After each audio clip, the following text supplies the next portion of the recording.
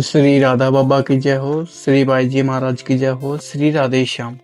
हम श्री लीलावली भागवतम से अगला पार्ट श्री राग रोग लीला नाम से अगला अध्याय स्टार्ट कर रहे हैं। अगला अध्याय का नाम है राग रोग।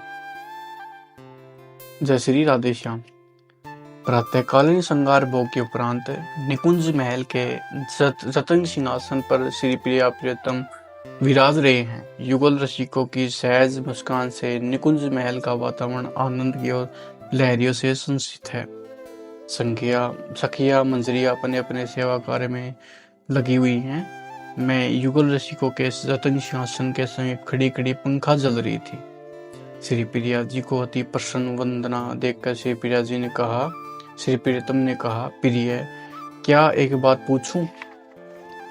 श्री प्रिया जी ने सहज मुस्कान के साथ मंद मधुर स्वर में कहा, पूछो श्री प्रियतम। मुझे एक बात देखकर बड़ा आश्चर्य होता है। श्री प्रिया जी, ऐसी कौन सी बात तुमने देख ली जो तुम आश्चर्य में डूबे जा रहे हो?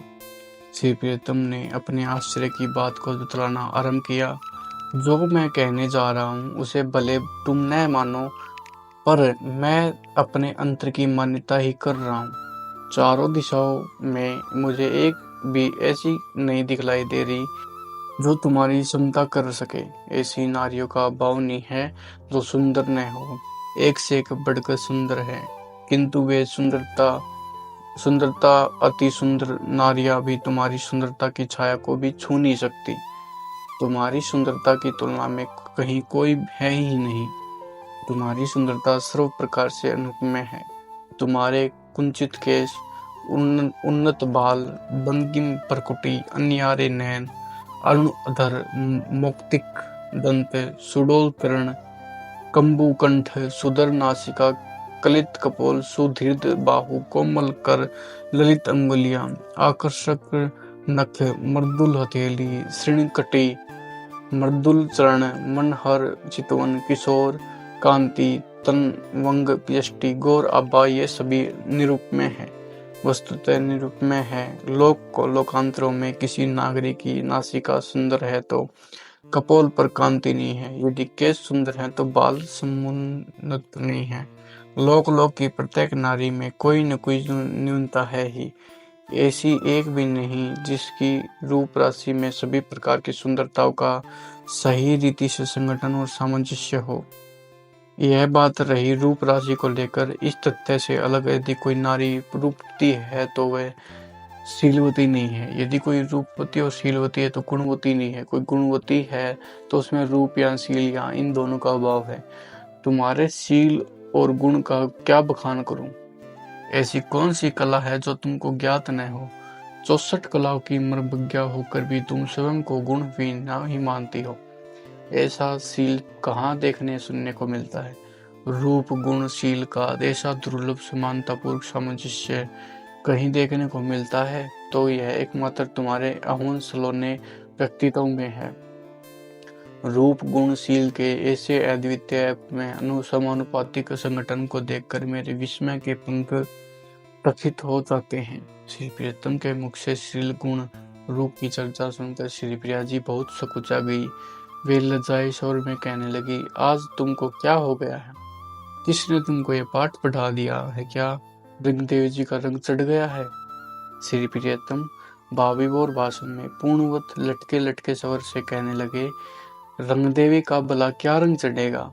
तेरे अनुप में गुण गौर वर्ण का रंग चढ़ा हुआ है। इसी रंग में मेरा ब्राह्यंत्र भी रंगा हुआ है। इसे मैं अपना परम सौभाग्य समझता हूँ।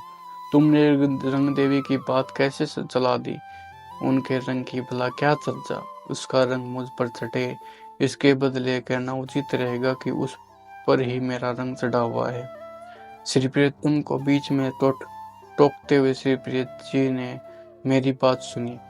बात सुनो, तुमने पांडु रोग की बात कभी नहीं सुनी होगी। जिससे पांडु रोग हो जाता है उसे सारा कुछ पीला ही पीला दिखलाई पड़ता है।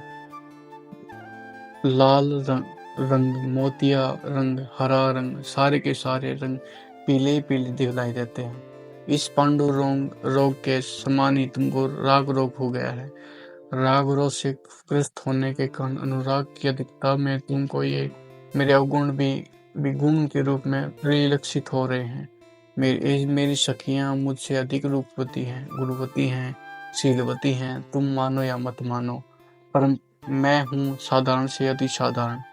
मुझ अति साधारण के प्रति जो भी तुम्हारी गुण भावना है, वह भावना उसी राग रोग के कारण है, और मैं विवश हूँ। तुम्हारे इस राग रोग की कोई औषधि भी नहीं है।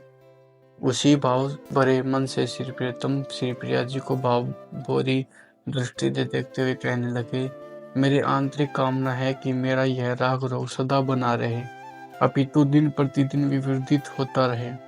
रतन सिंहासन के समीप खड़ी खड़ी मैं सारा पारस्परिक संलाप सुन रही थी। इस चटकीले मटकीले राग रोग की जयकार बना रही थी, और राग रोगी प्रियतम बलिहारी जा रही थी। जय श्री राधेश्याम।